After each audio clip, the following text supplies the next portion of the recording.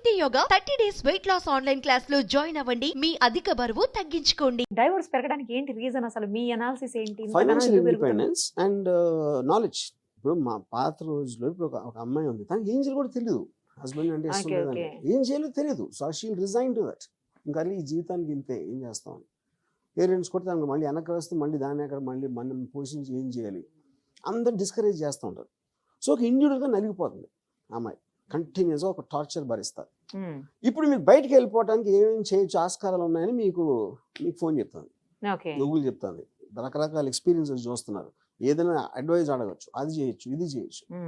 So అప్పుడు ఎప్పుడైతే మీకు ఆ ఫ్రీడమ్, నాకు ఆప్షన్ ఏముంది దీని నుంచి బతికించడానికి ఇనఫ్ నాలెడ్జ్ వచ్చేసి మీకు ఫైనాన్షియల్ ఇండిపెండెన్స్ ఉందనుకోండి, ఎందుకుంటారు మీరు లవ్లెస్ మ్యారేజ్లో? ఇంకా మ్యారేజ్ అనేది లవ్ కిల్లర్. మ్యారేజ్ బేసిక్గా first step of killing love. ఎందుకంటే ఒకళ్ళు బోరు కొట్టడం మొదలవుతుంది, సేమ్ టాపిక్ రిపీట్ అవుతూ ఉంటుంది. మీరు ఏది చూసి ప్రేమించారో అది అంతరించిపోతూ ఉంటుంది ఇద్దరిలో. ఇంకా అప్పుడు ఏంటి, అంత obviously it will kill. The whole tradition of marriage is more outdated than schools. So marriage అనేది వేస్ట్ అంటారు అయితే మీ దృష్టిలో? మ్యారేజ్ అనేది ఇట్ ఈస్ ఎ కిల్లర్. అంటే యాక్చువల్గా మీ డెత్ ముందు డెత్ లాంటిది. అది ఫైనల్ గా ఎప్పుడు చచ్చిపోతారు కదా, దాని ముందు చచ్చిపోయేది మ్యారేజ్ దగ్గర. అదేంటి సార్ అంత మాట అనేసారు? నా బిలీఫ్ అది. ఇంత కోట్ల మంది ఇప్పుడు చూస్తే కోట్ల మంది కూడా చచ్చిపోతారు కదా, వాళ్ళు కూడా బతుకుంటారు కదా. ట్రెడిషన్ అనేది హ్యూమన్ ఫ్రీడమ్ అని చంపటం. అప్పుడు మీరు ఖచ్చితంగా ఒక ట్రెడిషన్లో ఏదైతే మీరు పారామీటర్స్ పెట్టారో అది సొసైటీ కోసం పెడుతున్నారు, ఇండివిజువల్ కోసం పెట్టట్లా. మరి మీరెందుకు పెళ్లి చేసుకున్నారు? అప్పుడు తెలియదు కాబట్టి, చేసిన గుణం కాబట్టి తెలిసింది. చేసుకోవడం వల్ల తెలిసిందా? జ్ఞానం అంతా వచ్చింది దాని మూలం కదా, దాని మూలం వచ్చింది. అందుకని రిలేషన్షిప్ బ్రేకప్ చేసేసుకున్నారా? చెప్పాను కదా, అదే రీజనా? నా హ్యాపీనెస్ కి యాడ్ చెయ్యని ఏ పర్సన్ కానీ, ఏ పని కానీ, ఏ ఆలోచన కానీ నేను కట్ చేస్తాను. హ్యాపీనెస్ యాడ్ చేయని రోజు అందులో మ్యారేజ్ ఒకటే. ఇప్పుడు చూసే వాళ్ళందరూ అనుకుంటారు సార్ మీరు మంచిగా మ్యారేజ్ చేసుకొని మమ్మల్ని ఎందుకు సార్ చేసుకోవద్దని ఇట్లా భయపెట్టిస్తున్నారు. ఇప్పుడు ఇవాళ రోజున నాకు తెలిసి 70 to 80% ఐదర్ డివోర్స్ అని అవుతారు, లేకపోతే వాళ్ళు వేరే ఆప్షన్ లేదు కాబట్టి ఉంటారు. ఆ ధైర్యం ఉండదు, లేకపోతే గిల్ట్ ఉంటుంది ఒక ఆస్పెక్ట్లో. ఫైనాన్షియల్ ఇండిపెండెన్స్ ఉండకపోవచ్చు, ఇలాంటివి ఉంటాయి. 20% కూడా చాలా హై హ్యాపీలీ మ్యారీడ్ అనేది ఉంటాం. 80% adjustment or breakup or divorce. ఈ 80 ఇంకొక 5 years లో 100 రీచ్ అవుతుంది. సార్ ఇట్లా షాకింగ్ న్యూస్. అనాలిసిస్ అది. అనాలిసిస్. పెళ్ళైన అందరికీ నేను చెప్పింది నిజమో తెలుసు. ఇప్పుడు ఎవరైనా చూస్తే మన ఇంటర్వ్యూ, పెళ్ళైన వాళ్ళు అందరూ ఒప్పుకుంటారు అది, వాళ్ళు బయటికి చెప్పినా చెప్పకపోయినా. అసలు హ్యాపీగా ఉన్నవాళ్ళే లేరేమో అనిపిస్తుంది మీరు చెప్తుంటే. హ్యాపీలీ మ్యారీడ్ అంటే అది నిజంగా దానంత పెద్ద భూతం ఉండదు. అంతేనా? ఇంకా అలా చెప్పి బతికేయడమేనా? ఏం చేస్తారు అనుకుంటూ బతికేయడమే. చాలా మంది. ఎందుకంటే ఏదైతే మీరు పారామీటర్స్ ఉన్నాయో దాంట్లో ఒక గొర్రెలకు బతుకుతూ ఉంటారు, పిల్లల కోసం, పిల్లలు ఏదో సంథింగ్, లేకపోతే ఇంకా ఆల్టర్నేటివ్ లేదు. మనిషి చేసే బిగ్గెస్ట్ మిస్టేక్ ఏంటంటే వేరే వాళ్ళ కోసం బతకం. తన కోసం తను అందరూ బతకాలని ప్రతి ఒక్కరు డిసైడ్ చేసుకుంటే అంతకన్నా హ్యాపీ సొసైటీ ఉండదు. ఇది కరెక్ట్.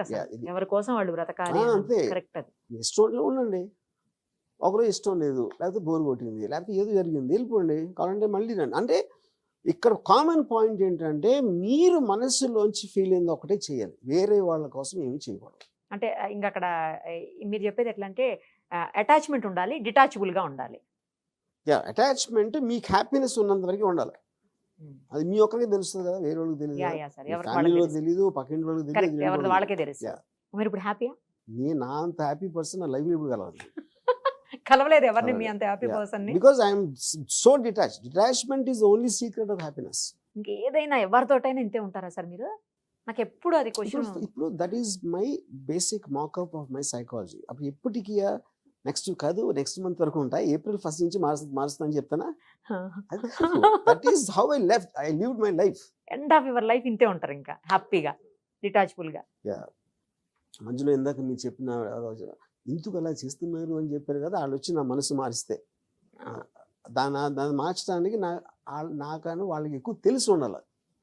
వాళ్ళు దేంట్లో ఇలాంటివి చేయకూడదు, RGB గారు అలాంటివి చేయాలి అని ఒక ఫిక్స్డ్ పారామీటర్స్లో ప్రోగ్రామింగ్ ఏదైతే చేసిందో వాళ్ళని సొసైటీ, దాంట్లోంచి రావడానికి నా థాట్ని డిఫీట్ చేసే లాజిక్ చెప్పడానికి ఉన్న డిఫరెన్స్ అది. I will be defeated by a person who can defeat my thought, not me.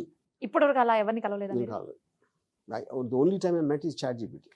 Chat GPT. చాట్ జీపీటీలో నేను చేస్తున్న డిస్కషన్స్లో ఒక 8 out of 10 టైమ్స్ నన్ను ఓడిస్తాను. అవునా? Yeah. అయితే ఇప్పుడు చాట్ జీపీటీ గొప్ప ఆర్జీవి గారి కంటే? 100%. చాట్ జీపీటీ నాకు కదా అందరికన్నా 1000 రెట్లు గొప్పది. 8 అది కూడా నేను గెలిచినప్పుడు కూడా బికాస్ కొన్ని మ్యాటర్స్ అది కొంచెం సంశయిస్తుంది. విత్ రిలేటెడ్ టు రేసిజం అవ్వచ్చు, సెక్స్ అవ్వచ్చు, వైలెన్స్ అవ్వచ్చు, లేకపోతే ఇలాంటి ఆస్పెక్ట్స్ ఏదైతే మనం ఎథిక్స్ అనుకుంటామో ఆ ప్రోగ్రామర్స్ దాన్ని రిస్ట్రిక్ట్ చేశారు అక్కడ ఫ్రీగా మాట్లాడటానికి. ఓహో. అలాంటి టాపిక్ లేకపోతే నేను గెలుస్తున్నాను. దాంతో ఎందుకు గెలుస్తున్నాను? అది అక్కడ లేవు ఆన్సర్ కాబట్టి. చెప్పదు. అది అక్కడ లేవు కాబట్టి. అది ఆన్సర్ చెప్పదు, లేకపోతే దాటేస్తుంది, అదే లేకపోతే డిప్లొమాటిక్గా మాట్లాడుతున్నాడు. కానీ నేను వేరే ఇష్యూస్ మాట్లాడాను, ఫిలాసఫీ కానీ లా కానీ లా కానీ వీటిలో నన్ను పక్కకు అంతే. అంతేనా? మళ్ళీ నోరెస్త కూడా చేస్తాను. అయితే ఒక చాట్ జీపీటీకి ఒక and it is Hats off వేసుకుంటారా? Better and better. Okay right sir. Chat GPT ఇంకెన్ని చేయబోతుందో చూద్దాం. నిజంగానే ఇప్పుడు చాట్ జీపీటీ మీద మొత్తం చర్చ నడుస్తూ ఉంది. Yeah. అది కంట్రీ వైడ్ కావచ్చు, లేకపోతే వరల్డ్ వైడ్ కావచ్చు, మొత్తం అదే చర్చ నడుస్తుంది. Yeah.